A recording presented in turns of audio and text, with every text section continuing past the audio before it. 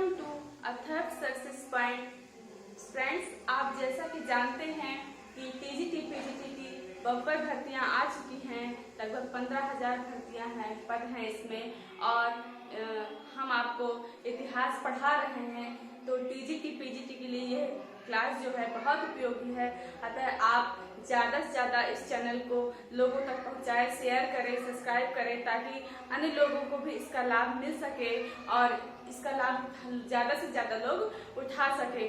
तो आपको यह क्लास टीजीटी पीजीटी के स्तर से पढ़ाई जाएगी, ताकि आप उसमें अधिक से अधिक अच्छा प्रदर्शन कर सके। आपको यहाँ पर सारा कंटेंट उपलब्ध कराया जाएगा, कुछ भी इससे बाहर नहीं जाएगा। इतना बढ़िया पढ़ाने का प्रयास करेंगे और बहुत ही सारगर्भित तरीके से सभी तथ्यों को समेटे हुए और बेहतर तरीके से आपको पढ़ाया जाएगा। अतः आप इसको ज़्यादा से ज़्यादा लाइक करें और शेयर करें, सब्सक्राइब करें, ताकि लोगों को इसका लाभ ज़्यादा से ज़्यादा पहुंच सके। तो आज हम इसके पहले हमने कई हड़प्पा काल से लगा पाषाण काल से लगाकर यहाँ तक पढ़ाया, धार्मिक आंदोलन तक।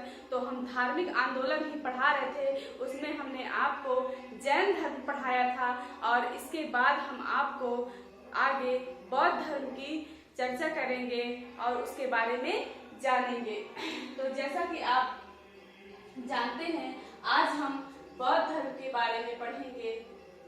बौद्ध धर्म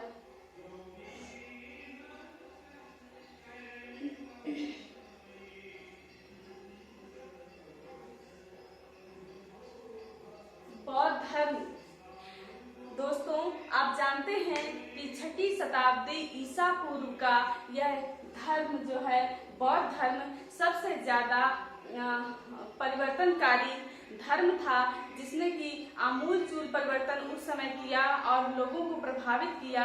बौद्ध धर्म सबसे ज्यादा बौद्ध धर्म के अनुयायी हुए और यह जैन धर्म से भी ज्यादा उभर कर आया सामने और लोगों को अपनी ओर आकर्षित किया और इसने उस समय की सामाजिक व्यवस्था में बहुत बड़ा परिवर्तन किया। तो जैसा कि आप जानते हैं कि बौद्ध धर्म एक नास्तिक संप्रदाय है और विभिन्न संप्रदायों का उदय 6ठी शताब्दी ईसा पूर्व में हुआ था। तो आपको सारी बातें हम पिछली क्लास में पढ़ा चुके हैं। तो आज हम केवल बौद्ध धर्म के बारे में चर्चा करेंगे। जैसा कि आप जानते हैं कि बौद्ध धर्म में जो प्रवर्तक हैं वो कौन थे? गौतम बुद्ध थे। और गौतम बुद्ध जो हैं उनका नाम, मूल नाम या बचपन का नाम क्या था? सिद्धार्थ था। गौतम बुद्ध के बचपन का नाम सिद्धार्थ था और इनके पिता का नाम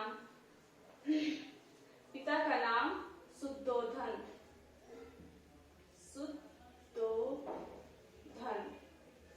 पिता का नाम शुद्धोधन था और माता महामाया थी।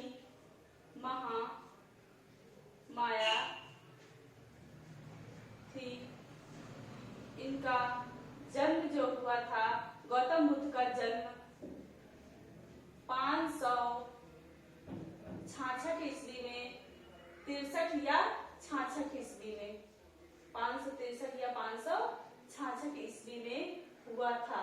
ईसा पूर्व में हुआ था।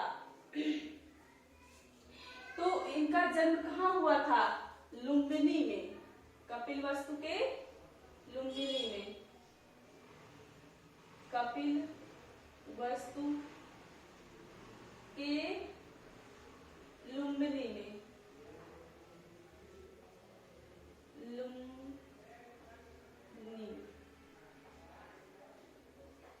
लुम्बिनी में हुआ था। और कपिलवस्तु के लुम्बिनी यह कहाँ पड़ता है? नेपाल की तराई में।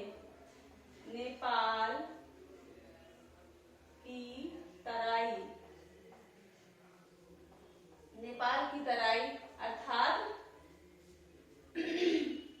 नेपाल के बॉर्डर में यह क्या है पड़ता है?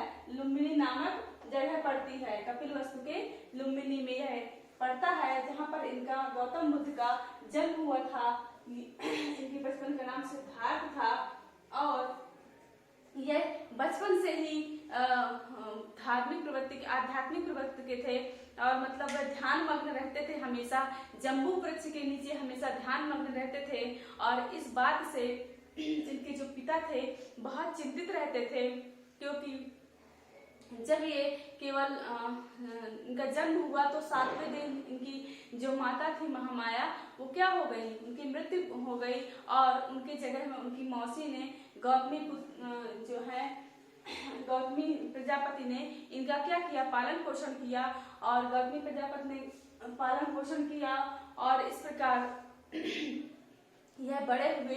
इसके बाद क्या होता है, धीरे धीरे यह बड़े होते हैं और इनके उदार और चिंतनशील व्यक्तित्व के कारण बहुत ही इनके पिता वो होते हैं, मतलब चिंतित होते हैं, क्योंकि इनके जन्म के बाद ही कौंडिन्य नामक और कौंडिन्य ब्राह्मण ने क्या किया था, भविष्यवाणी कर दी थी कि यह या तो चक्रवर्ती सम्राट होंगे या तो सन्यासी हो जाएंगे।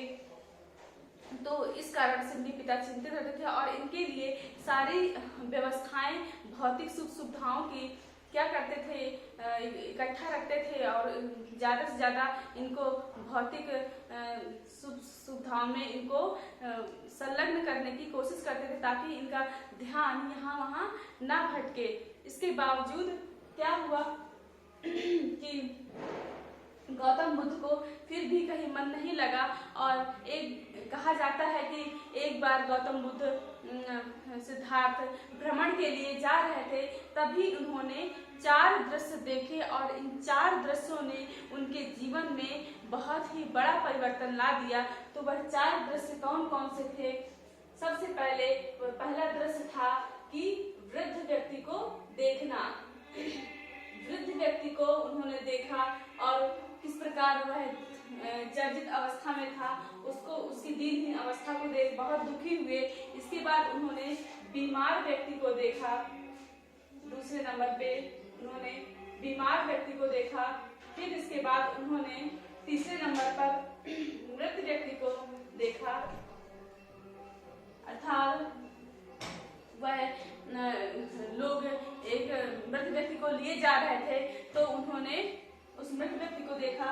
और फिर इसके बाद उन्होंने एक प्रसन्न चित्त सन्यासी को देखा, प्रसन्न मुद्रा में सन्यासी को देखा और उन्होंने समझा कि यह 3 अवस्थाएं भौतिक जीवन में होती हैं और उन्हें संसार से वैराग्य हो गया और उसी समय उन्होंने उनको मतलब उनका हृदय परिवर्तन हो गया और वो सन्यासी बनने के लिए ठान लिए और इस प्रकार 4 दृश्य के द्वारा उनका जीवन परिवर्तन हो गया।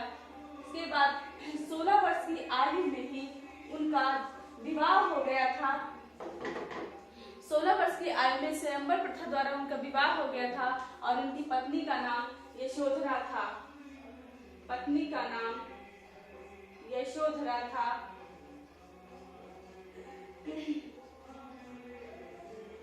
यशोधरा था और उन्हीं से इनका एक पुत्र हुआ था, राहुल। पुत्र कौन था? राहुल। उन्हीं से एक पुत्र हुआ था, राहुल। और वह पुत्र होने के बाद एक बार रात में ही चुपके से क्या किया, सिद्धार्थ ने पत्नी और पुत्र को छोड़कर 29 वर्ष की अवस्था में, मात्र 29 वर्ष की अवस्था में उन्होंने गृह को त्याग दिया।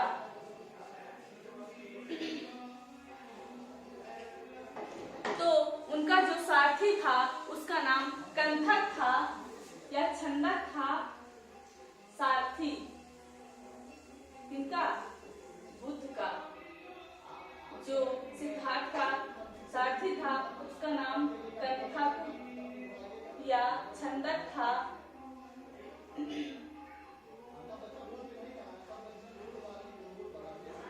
और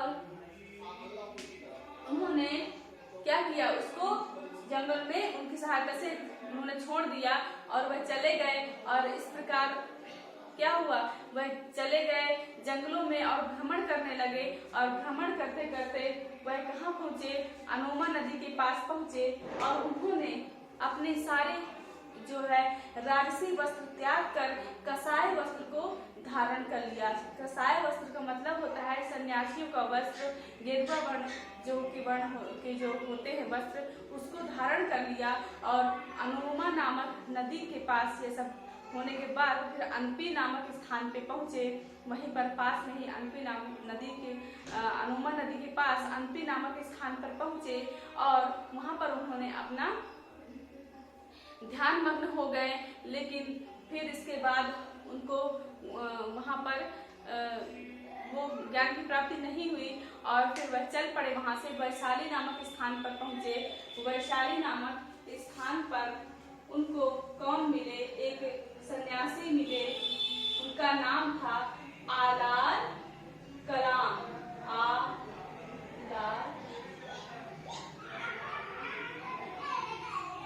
आलार कलाम नामक सन्यासी मिले उनको। वह सांख्य दर्शन के गुरु थे और इन्होंने इनसे सांख्य दर्शन का मंत्र लिया। सबसे पहले इनसे मिले, सांख्य दर्शन का मंत्र लिया, कुछ दिन इनसे तपस्या के जो गुण सीखे और शिक्षा ली। लेकिन इससे भी इनके मन को संतोष नहीं हुआ और वहां से वह छोड़कर आगे बढ़े। फिर राजगृह पहुंचे और राजगृह में ही इन्होंने रुद्रक राम पुत्र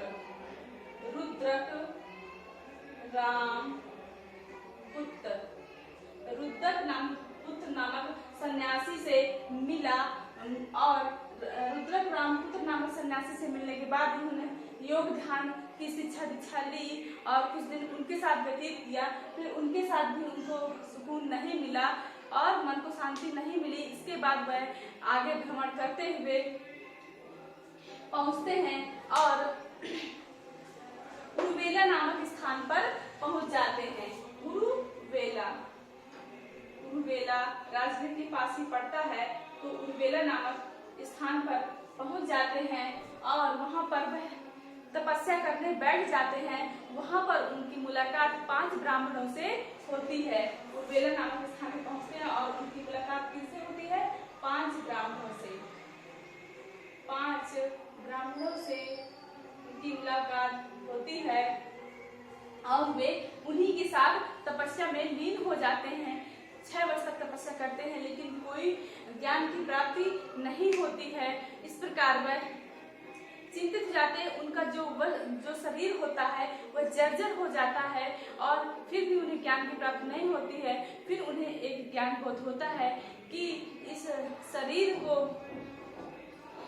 मध्यम मार्ग का वो खोज करते हैं और वो कहते हैं कि इस शरीर को ज्यादा काया क्लेश भी नहीं देना चाहिए और ना ही बहुत सुख सुविधा देना चाहिए। मतलब मध्यम मार्ग का अनुसरण उन्होंने किया और उन्होंने कहते हैं वहां की उरुवेला में ही क्या किया था? एक सेनानी था, उसकी पुत्री का नाम था सुजाता। सेनानी की वहां उरुवेला की पुत्री उरुवेला का सेनानी था और इसकी पुत्री का नाम था सुजाता। और कहते हैं इसके हाथों से उन्होंने खीर ग्रहण कर ली थी। खीर ग्रहण करने के कारण ही ये 5 ब्राह्मण जो थे इनका साथ छोड़कर चले गए थे। उरुवेला से वो लोग गया चले गए थे। गया नहीं गए थे। गया 5 ब्राह्मण ये है, ये वाराणसी चले गए थे और जो ये थे बुद्ध थे, उन्होंने खीर ग्रहण करने के बाद वो गया चले गए थे। गया में ही इन्होंने अपनी तपस्या प्रारंभ कर दी। तो इनका एक है कि पूर्णिमा का जो दिन होता है, वैशाख की पूर्णिमा का, उनका बहुत ही बुद्ध के लिए महत्वपूर्ण होता है क्योंकि जब इन्होंने ग्रह त्याग किया था तो वह घटना जो कहलाई थी वह क्या कहलाई थी? महाभिनिष्क्रमण।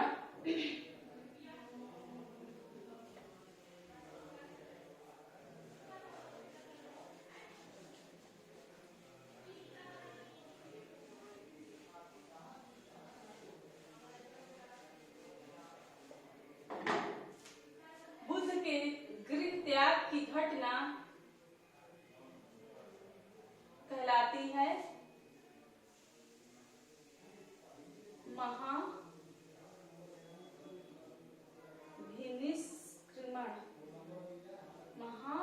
संक्रमण। और इसके बाद बुद्ध गया पहुंचे। गया पहुंचने के बाद उन्होंने अपनी तपस्या प्रारंभ की और जो इन्होंने गृह त्याग किया था वह वैशाख पूर्णिमा के दिन ही किया था। वैशाख पूर्णिमा को, वैशाख पूर्णिमा।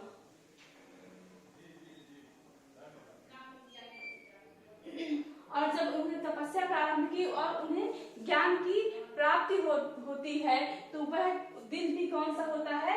वैशाख पूर्णिमा का ही होता है, वैशाख पूर्णिमा का।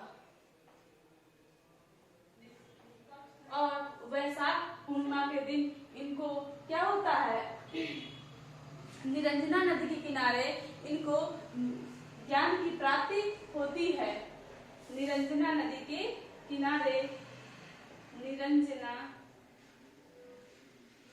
नदी के किनारे इन्हें ज्ञान की प्राप्ति होती है। वैशाख पूर्णिमा के 10वें दिन इनको निरंजना नदी के किनारे ज्ञान की प्राप्ति होती है और वह जगह क्या होती है? गया होती है। और इनको ज्ञान की प्राप्ति होने के बाद गया क्या कहलाने लगता है? बोध गया कहलाने लगता है, बोध गया, बोध गया कहलाने लगता है। बोध गया को ही ऋषि पत्तन कहलाता है। बोध गया को ऋषि पत्तन भी कहा जाता है। और ये क्वेश्चन आपसे पूछा जा चुका है एक बार कि ऋषि पत्तन किसका नाम है? तो ऋषि पत्तन, ऋषि पत्तन, ऋषि पत्तन जो है बोध गया को ही कहा गया है। और यह गया बोध गया कहलाने लगता है। और इनको जो ज्ञान प्राप्ति हुआ था वह पीपल वृक्ष के नीचे, पीपल वृक्ष के नीचे, पीपल वृक्ष के नीचे इनको ज्ञान की प्राप्ति हुई थी।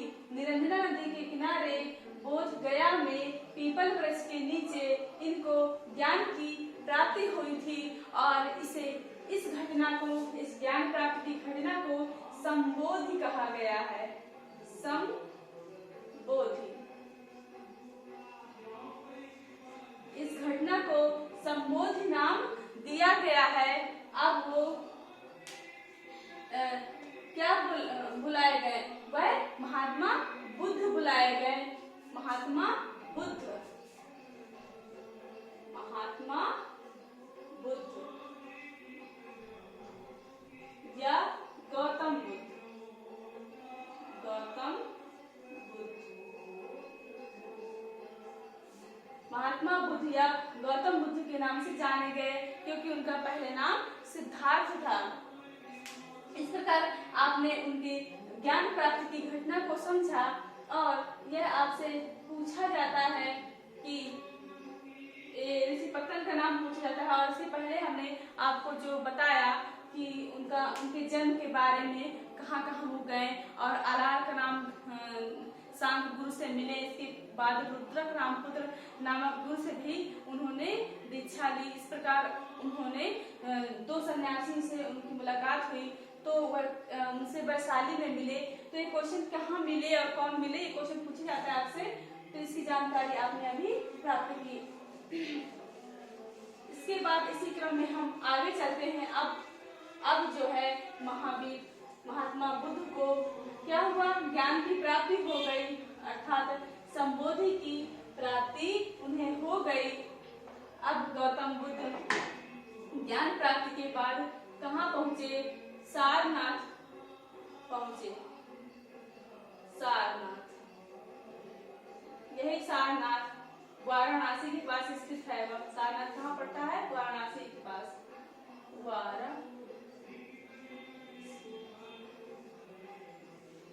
वाराणसी के पास सारनाथ पड़ता है। और इसी सारनाथ में गौतम बुद्ध ने अपना प्रथम उपदेश दिया था। प्रथम उपदेश, प्रथम उपदेश सारनाथ में ही उन्होंने प्रथम उपदेश दिया था। किसको दिया था? इन्हीं 5 विवेला से उनका साथ छोड़कर यहाँ पर चले आए थे, वाराणसी चले आए थे। तो वही 5 ब्राह्मण उनको वहां पर मिले।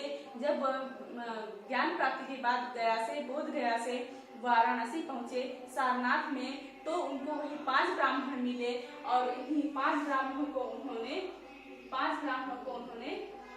प्रथम उपदेश दिया था।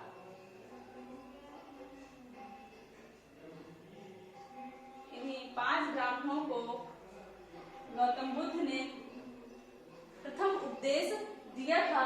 और यह प्रथम उपदेश कौन सी घटना कहलाती है? धर्म चक्र प्रवर्तन। धर्म चक्र प्रवर्तन। तो आपने उनके गृह त्याग की घटना पढ़ ली, महाभिनिष्क्रमण। अब आपने पढ़ा उनके ज्ञान प्राप्ति को संबोधि। अब प्रथम उपदेश इनका कहलाएगा धर्म चक्र प्रवर्तन। तो आपको ये फैक्ट दिमाग में बैठाते जाना है कि किस चीज को, कौन सी घटना को क्या बोलते हैं, क्योंकि यह बहुत ही इम्पोर्टेंट फैक्ट है।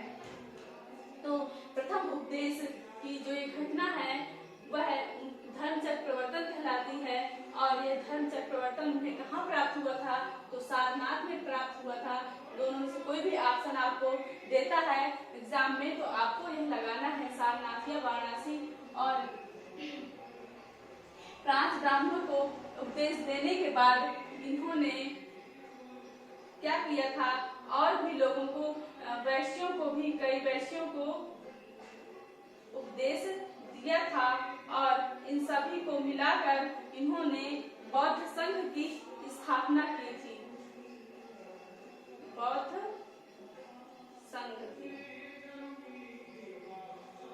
संघ की स्थापना की थी। तो आपको अब बौद्ध संघ के बारे में पढ़ना है।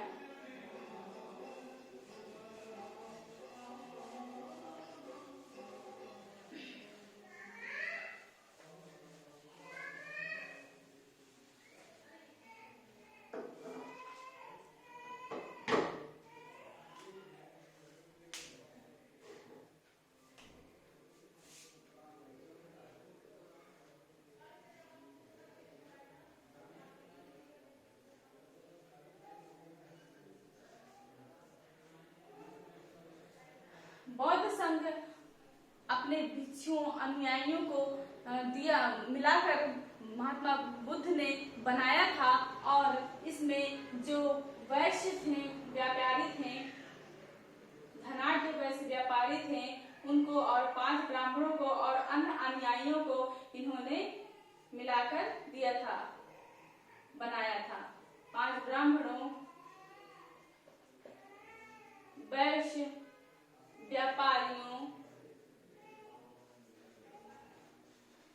और इसके अलावा उन्होंने किसको अपने परिवार में अपने माता गौतमी प्रजापति, अपने पुत्र राहुल और अपनी पत्नी यशोधरा को भी अनुयायी बनाया था। और इसके अलावा कई वैशाली के गणराज्य और उनकी अन्य कई राज परिवारों के लोग भी इनके अनुयायी बने थे, जैसे कि अजातशत्रु, बिंबिसार और उनकी पत्नी क्षेमा भी इनके अनुयायी बनी थी। और इसके अलावा बुद्ध के कौशल के राजा प्रसेनजित, कौशल के राजा प्रसेनजित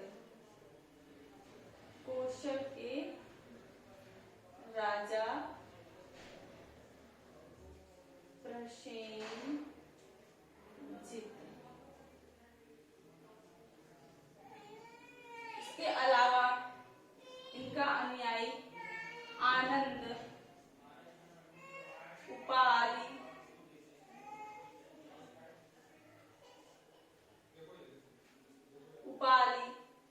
भी इनके अनुयायी बने थे। इस प्रकार इनके बहुत सारे अनुयायी क्रमशः बनते गए और इन्होंने अपने अनुयायियों को मिलाकर बौद्ध संघ की स्थापना की थी। और इस बौद्ध संघ के बहुत सारे नियम थे, जैसे कि आप देखेंगे कि बौद्ध संघ में सबसे पहले ये था कि कोई भी 15 वर्ष से कम उम्र का जो व्यक्ति होगा वह बौद्ध संघ में प्रवेश नहीं कर सकता। इसके अलावा बिना माता पिता की अनुमति से वह बौद्ध संघ में प्रवेश नहीं कर सकता। और कोई बीमार व्यक्ति हो और जो ऋणी व्यक्ति हो या किसी राजा का दास हो आदि, ये लोग क्या कर सकते हैं, नौकर, किसी राजा का दास, ऋणी व्यक्ति, विकलांग व्यक्ति और अस्वस्थ व्यक्ति, ये सभी क्या कर सकते हैं, बौद्ध संघ में प्रवेश नहीं कर सकते हैं। तो इन नियमों के अलावा बौद्ध संघ में महिलाओं का भी प्रवेश वर्जित था, लेकिन बाद में आनंद के कहने पर इन्होंने महिला अनुयायियों को भी अपने संघ में शरण दी। और सबसे पहली महिला अनुयायी इनकी माता, इनकी मौसी गौतमी प्रजापति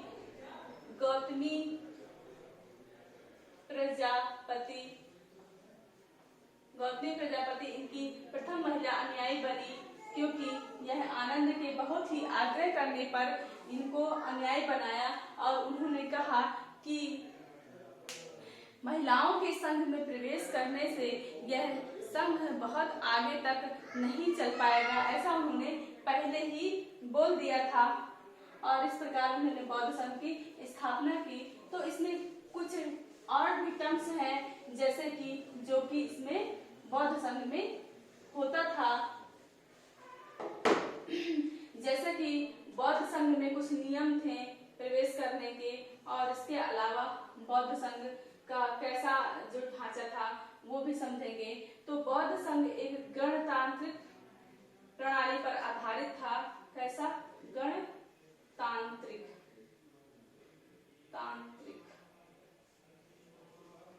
तो बौद्ध संघ गणतांत्रिक प्रणाली पर आधारित था। और चूंकि आप जानते हैं कि जो बुद्ध थे, बुद्ध 7 गण के क्षत्रिय थे। कौन थे? 7 गणराज्य के क्षत्रिय। 7 गणराज्य के क्षत्रिय थे। इनके जो पिता शुद्धोधन थे वो 7 गण के मुखिया थे। और ये गणराज्य यानी कि गण का ही समूह था और गणतांत्रिक प्रणाली थी, जहाँ के इनके पिता राजा थे शुद्धोधन, वो गणतांत्रिक प्रणाली पर आधारित था। अतः इन्होंने अपने बौद्ध संघ में भी गणतांत्रिक प्रणाली को महत्व दिया। और इससे स्पष्ट होता है कि वह अपने गणराज्य से बहुत प्रभावित है। यही प्रभाव यहाँ पर बौद्ध संघ में भी दिखाई देता है। और गणतांत्रिक प्रणाली पर इन्होंने अपने संघ की स्थापना की। और जो यहाँ पर बौद्ध दो एक पद थे जो कि गृहस्थ जीवन को त्याग देते थे, वो भिक्षु भिक्षुणी कहलाते थे। भिक्षु और भिक्षुणी। और जो गृहस्थ जीवन में ही रहकर बौद्ध धर्म का पालन करते थे वो क्या कहलाते थे? उपासक और उपासिका। उपासक और उपासिका।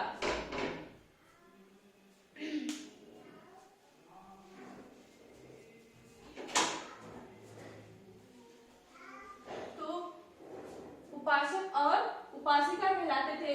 तो इनके लिए कुछ नियम थे। इस बौद्ध संघ में कुछ नियम बनाए गए थे जिनको कि इनको फॉलो करना था, इनको इसका नियम का पालन करना था।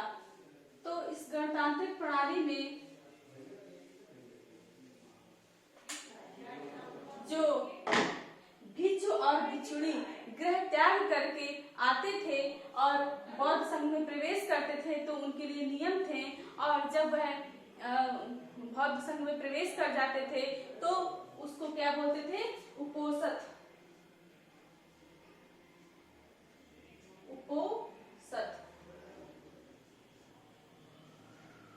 और गृहस्थ जीवन को जब त्याग देते थे तो वह प्रक्रिया क्या कहलाती थी? वह लोग क्या कहलाते थे? प्रव्रज्या। जो गृहस्थ जीवन को त्याग देते थे वह प्रवज्या कहलाता था। और जो क्या करते थे, बौद्ध संघ में प्रवेश करते थे तो उस प्रवेश को क्या बोलते थे, उपोषद। ठीक, तो यह टर्म्स आपको कुछ याद करने हैं। इसके बाद यहाँ पर कुछ प्रस्ताव भी पढ़े जाते थे। तो वह प्रस्ताव जो होता था बौद्ध संघ में, जो प्रस्ताव पढ़े जाते थे वह प्रस्ताव नत्ति बोलते थे, उसे नत्ति कहलाता था। और जो प्रस्ताव पाठ पढ़ा जाता था वह अनुसावन कहलाता था, अनुसावन।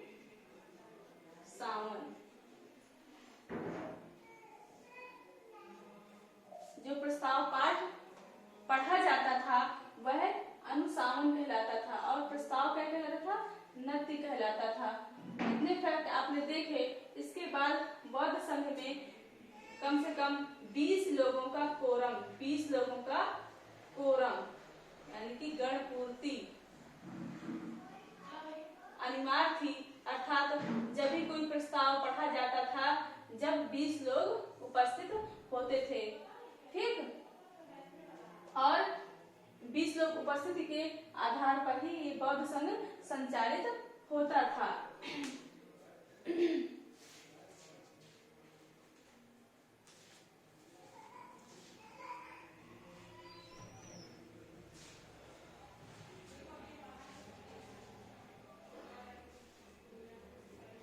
इसके बाद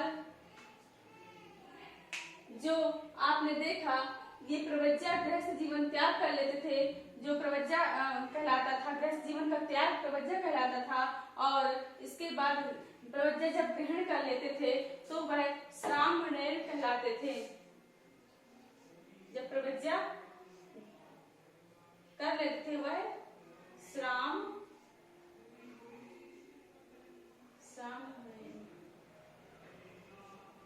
श्रामणेर कहलाते थे। ठीक, गृहस्थ जीवन का त्याग प्रवज्या था और जब त्याग देते थे तो वह क्या बन जाते थे, श्रामणेर। उपोषद बौद्ध संघ में प्रवेश। इतने फैक्ट आपने देखे।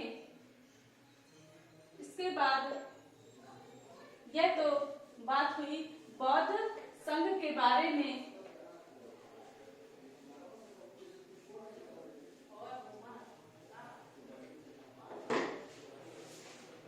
इसके बाद आप देखेंगे कि जब प्रथम उपदेश दे चुके,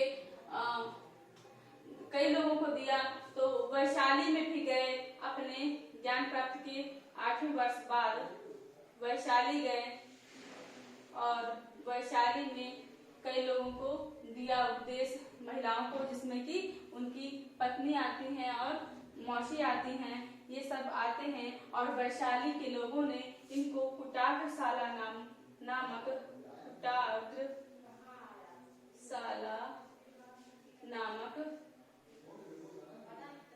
विहार दिया था, बौद्ध विहार, जहाँ पर लोग, सन्यासी लोग एक ठहरते थे। ठीक, तो कुटाग्रशाला नामक बौद्ध विहार वैशाली के लोगों ने इनको दिया था। इसके अलावा हम देखेंगे कि इनको जब यह राजगृह भी पहुंचे थे और राजगृह में जो बिंबिसार से मिले थे, बिंबिसार राजा था और इन्होंने इसका स्वागत किया था और इसने गौतम बुद्ध का स्वागत किया था और उनको वेणुवन विहार दिया था। वेणुवन विहार दिया था गौतम बुद्ध को। सन्यासियों के लिए वेणुवन विहार दिया था। इसके अलावा यह कौशाम्बी भी गए थे और कौशाम्बी में उदयन राजा था और इसने घोषिताराम विहार दिया था। घोषिताराम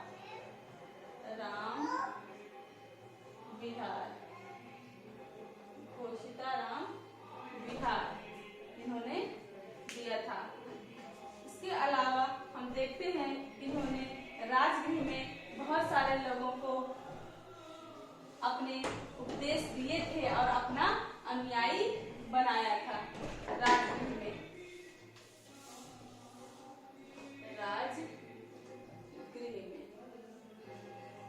राजगृह में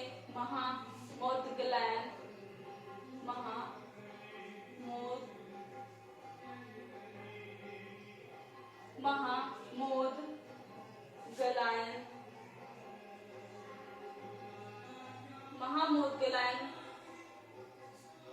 नामक को उपदेश दिया था। इसके अलावा उपालि और अभय को भी क्या दिया था?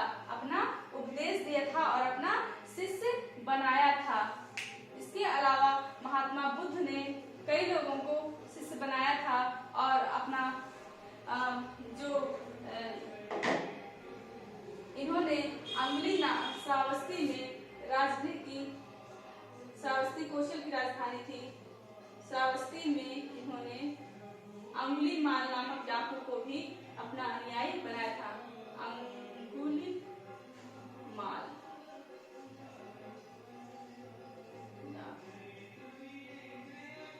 अंगुलीमाल नामक डाकू को भी अपना क्या बनाया था? अनुयायी बनाया था। और श्रावस्ती में ही किसको? विशाखा को श्रावस्ती में इन्होंने विशाखा को, नर्तिका को अपना अनुयायी बनाया था। विशाखा नामक महिला को भी अपना अनुयायी बनाया था, जो वहां की गणिका थी।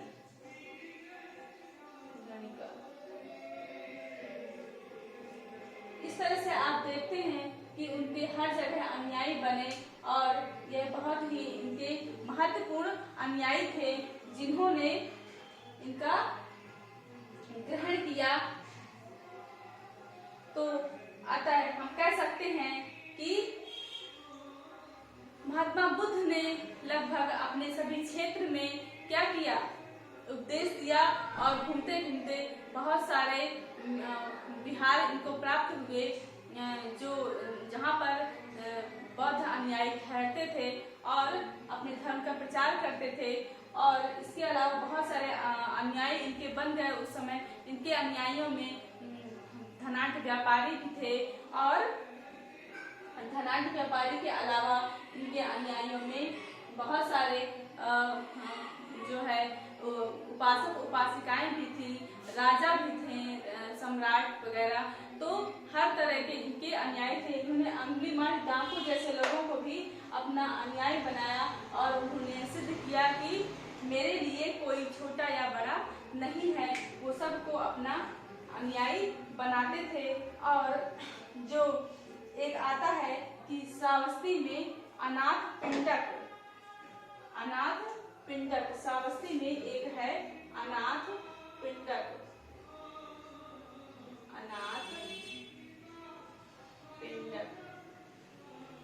इसी का नाम था सुदात। ये क्वेश्चन पूछा जाता है, अनाथ पिंडक या सुदात नामक व्यापारी को भी, एक धनाढ्य व्यापारी को अपना अनुयायी बनाया था।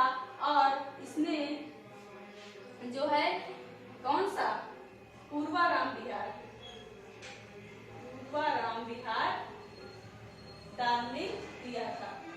इतने महत्वपूर्ण विहार हैं जो आपको तैयार रखना है। और ये सुदात पूछा था आपसे, तो ये आपको तैयार रखना है कि सुदात को भी इन्होंने क्या किया था? अपना उपदेश दिया था, अपना अनुयायी बनाया था और पूर्वाराम विहार खरीद कर दान में दिया था। श्रावस्ती के थे ये। तो इतने लोग श्रावस्ती के थे, इतने लोग राजगृह के थे। और इसके पहले हमने आपको वैशाली भी बताया। वैशाली में आनंद नामक इनका बहुत ही परम मित्र और बहुत ही घनिष्ठ मित्र, इसके अलावा वह उनका अनुयायी भी भक्त शिष्य था। तो इस प्रकार इन्होंने बौद्ध धर्म का प्रचार प्रसार निरंतर किया और बौद्ध धर्म का प्रचार प्रसार करते करते इन्होंने अंतिम अवस्था अपनी प्राप्त की। लगभग 80 वर्ष की अवस्था में 80 वर्ष की अवस्था में यह कहाँ पहुंचे? पावा में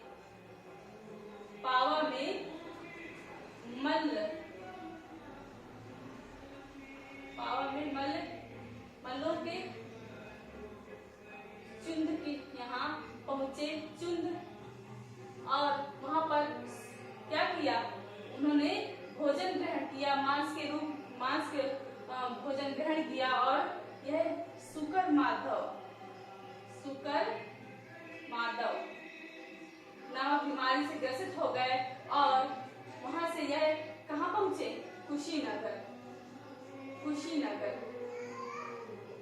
कुशीनगर नामक स्थान में पहुंचकर ये मृत्यु को प्राप्त हुए, और वह डेट थी 483 ईस्वी में ये मृत्यु को प्राप्त हुए। और यह जो घटना कहलाती है वह क्या कहलाती है?